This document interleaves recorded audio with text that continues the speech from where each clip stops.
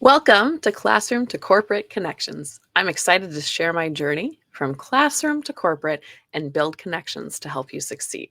My name is Sarah. My pronouns are she, her, and I am a white woman with short blonde hair up in a ponytail today, blue eyes, and I wear blue glasses. This is season 1, episode 3, and it's called Work at Corporate. What? I'm a teacher. Okay, so last week was a little deep, I'll admit. We talked about guilt. If you haven't heard it, watched it, go back and check out episode 2. Today will be a little more fun, I promise. And surprise, spoiler alert, I will be pre recording next week's episode because, drumroll please,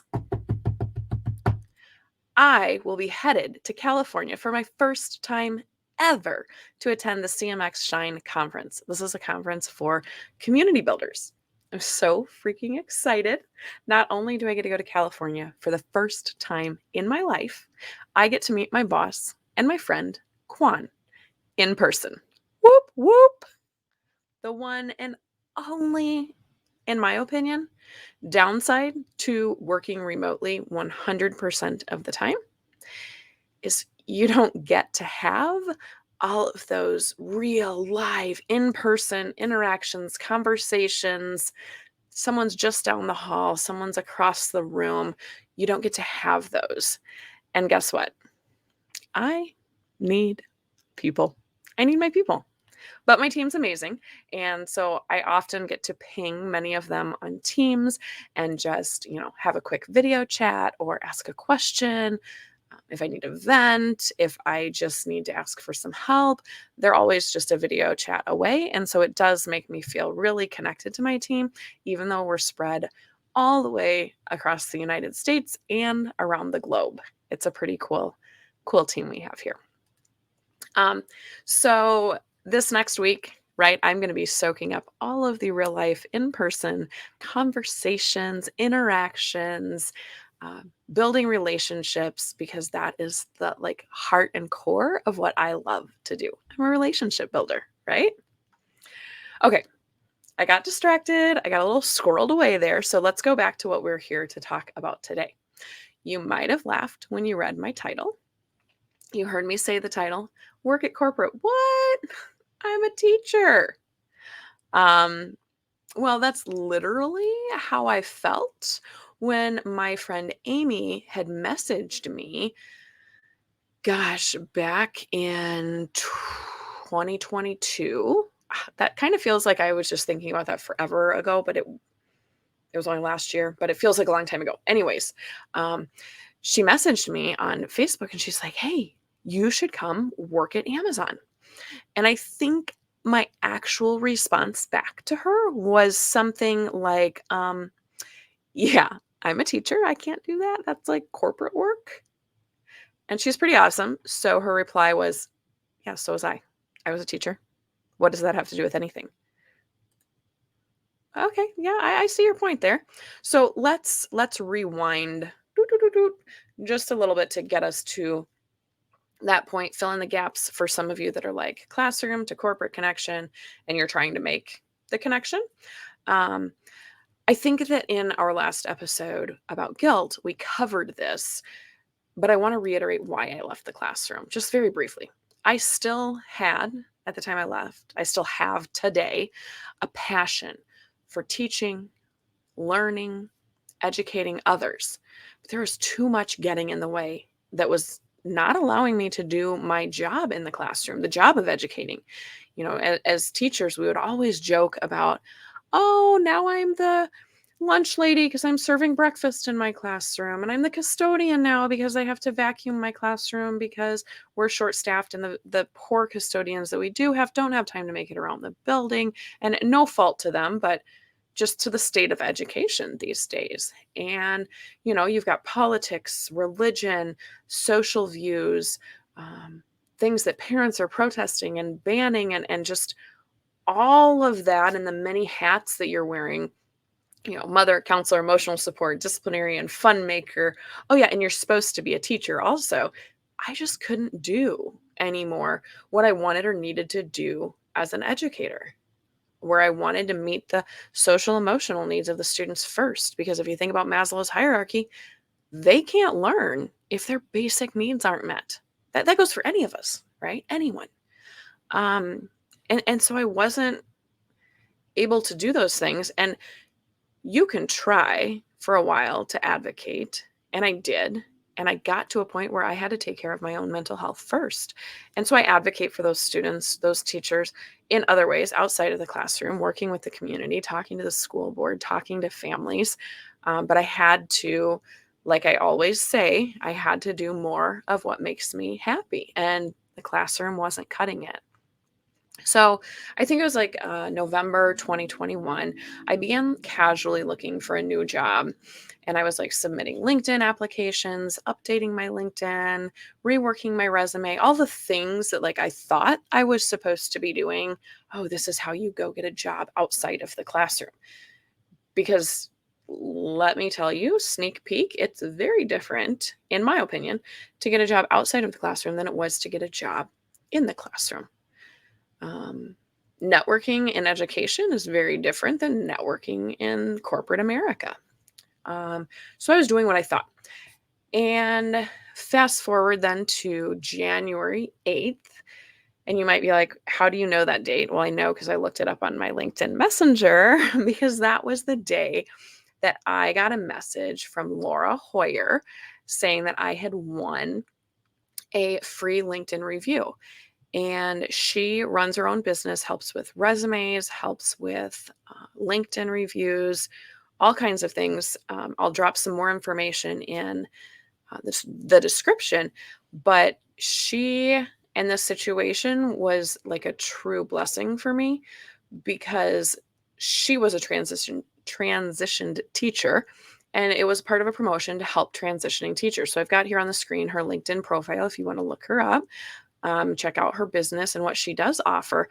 Like I was pumped. Okay. She's like, when would you like to schedule your first call to kind of introduce yourself and tell me a little bit about you so we can dive into me helping with your LinkedIn profile?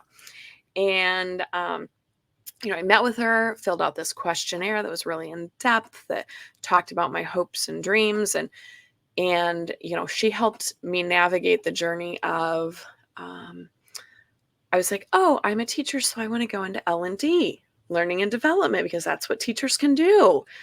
And she's like, Sarah, there's so like L&D is like this big. There's so much involved with L&D. You have to really, really pinpoint a little bit more than that in what you want to do. So she helped me kind of work through some of that and provided some amazing feedback after she reviewed my LinkedIn profile and really helped to shape it up to what it is today.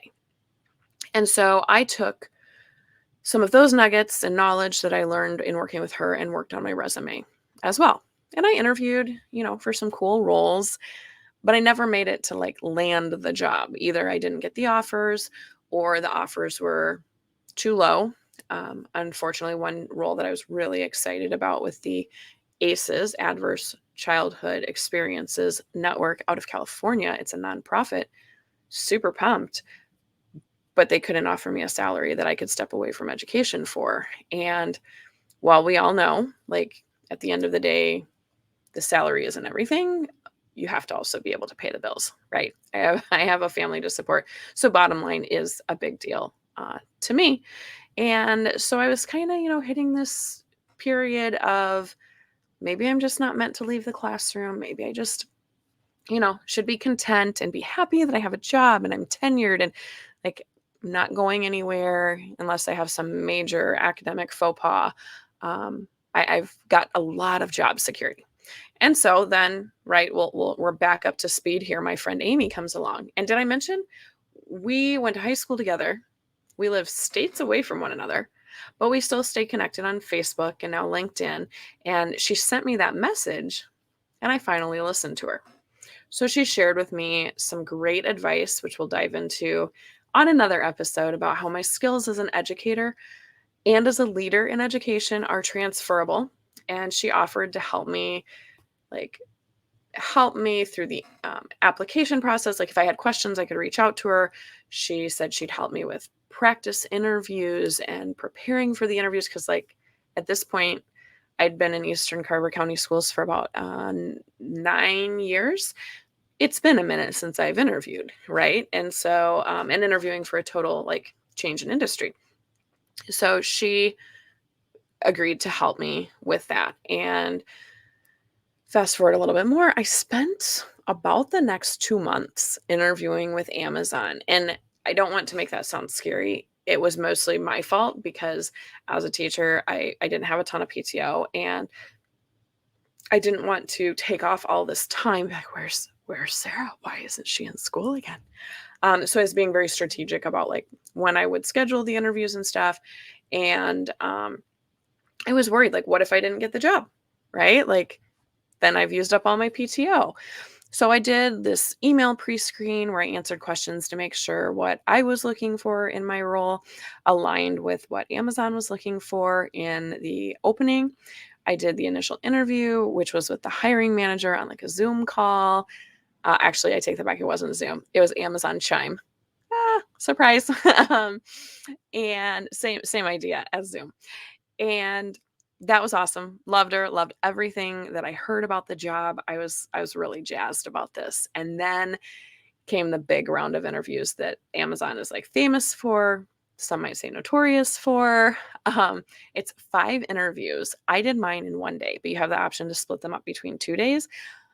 I'm of the mindset, let's just knock it out and get it done. They were 1 hour interviews. So, I mean, 5 hours in interviews was pretty taxing. That was a big deal. But like I said, I wanted to get it over with. I met some super cool people, one from across the pond in the UK who ended up being on our extended team. And honestly, until working at Amazon, I'd not really had any global exposure to colleagues and hadn't really thought about it much. But at that moment, meeting someone from halfway around the world and getting the opportunity to talk to them, I was like, this would be a really cool opportunity to work with people around the globe, right? Um, so that kind of like amped up my level of excitement just a little. And then within 2 days, they extended an offer, and I was so excited. I still remember I was watching a lacrosse game, standing, well, in the bleachers, get the call, and I'm like, it's a blocked call. Like, I have to take this. I know it's going to be the recruiter. Walk down out of the stands and I go stand on the sidelines against the fence. And I'm like, hello? Yes, this is Sarah. And I'm just like, tell me the good news. And it was great. I verbally accepted. I was like so stinking excited. And so fast forward a little bit more, I resigned from the classroom and I took a couple of weeks in between roles to let my mind rest and just be able to be me, not tied down to any job. And so then comes my time at Amazon, and I'm going to give you a glimpse into some of the things that I accomplished there, because I talk about this being classroom to corporate connections. One, connections are important, right? My friend Amy from high school gave me the confidence, gave me the in, gave me help with the preparation to get me in. That's a huge connection that helped me get my foot in the door at Amazon. But classroom to corporate, I want you to kind of listen to these things that I did and think about, how have you maybe done something similar to that in the classroom? I had the opportunity to be part of the team that designed, administered, and analyzed the first in-depth needs analysis survey. Hello, that's what teachers do all day, every day. This was a little different because it was for talent development opportunities for like 1,600 global employees. And it allowed us to frame up what kind of offerings we needed to work on next to help develop the employees. Um, I outlined a customer map for us with 10,000 global employees, kind of using Microsoft Excel, learning how to use VLOOKUP functions. And so a lot of data analysis, and then also taking like big bulky data spreadsheets and making it into user-friendly information that the rest of the team could digest and we could use to help us better understand who our clients were. The thing I'm most excited about probably was being the program manager to develop and launch in less than 3 months, kind of a big deal.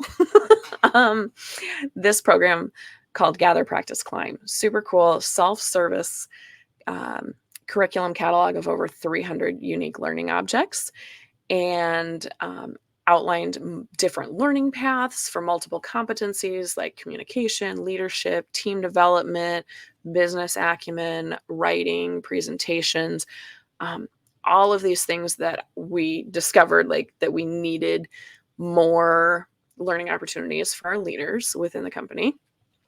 And so I brought that from like design to launch in under 3 months, and worked with an amazing team that helped that come to fruition. So that was really, really exciting.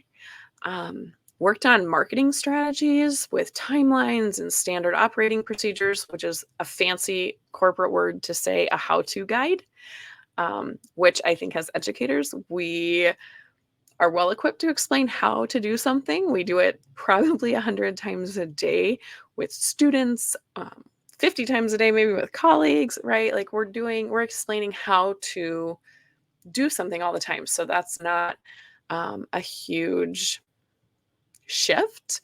It's just calling it something else. And maybe you're explaining something that's a little more in depth than used to in the classroom. I got to work a lot with the learning and talent development team's social media outreach, which I loved and has actually played a big role in the role I have now, working with the Blanchard community. So that's really cool. I have a love for diversity, equity, inclusion, and belonging initiatives. And so I got to, this is going to be like the teacher in me coming out. I researched, designed, and facilitated training programs to a global audience, including a course titled Overcoming Unconscious Bias, which was super fun because I learned so much in it, but I also got to share that with people around the globe. So facilitating, that teacher in me was right back in the classroom, in the virtual classroom. I was just working with adults as my students instead of kids. And some days, same, different. If you can't tell by the smile on my face, right, I loved that job. Maybe you can hear it in my voice how happy I was. But then there were layoffs. And round one came in November-ish of 2022. And those are voluntary layoffs. And I was safe from that. But many of the folks that I had gotten to know through programs like Women's Leadership Program and facilitating other programs, they were affected.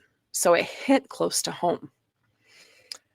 Then round two came in January of 2023. So it's crazy to think it's September and I am where I am because it feels like that was like years ago because I've done so much between then and now. But saying it sounds kind of weird, like it was 8 months ago. That one unfortunately took out my whole team by email, being locked out of my email, Slack, and computer, getting kicked out of Slack in the middle of a conversation with a colleague from across the pond. That hurt. That was really icky.